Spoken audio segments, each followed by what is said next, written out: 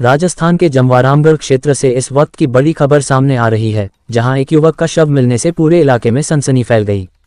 मामला नायल ग्राम पंचायत भवन के पीछे का बताया जा रहा है, जहां ग्रामीणों ने एक युवक का शव पड़ा देखा। देखते ही देखते मौके पर लोगों की भारी भीड़ जमा हो गई। ग्रामीणों ने तुरंत पुलिस को सूचना दी। सूचना मिलते ही कानोता थाना पुलिस मौके पर पहुंची और जांच शुरू कर दी है। मृतक की पहचान पास के पापड़ गांव निवासी लेखराज मीणा के रूप में बताई जा रही है। पापड़ सरपंच शंकर मीणा ने भी युवक की पहचान की पुष्टि की है। घटना की सूचना के बाद इलाके में हड़कंप मच गया। मौके पर उपप्रधान पति शंकर शर्मा, रंजीत मीणा सहित सैकड़ों ग्रामीण मौजूद रहे। अब बड़ा सवाल यह है कि आखिर युवक की मौत कैसे हुई? क्या ये हादसा है या फिर किसी साजिश का हिस्सा?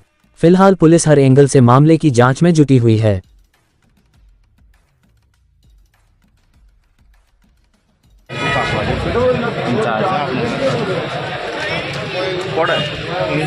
कई जगह बताया गया 200 खत्म हो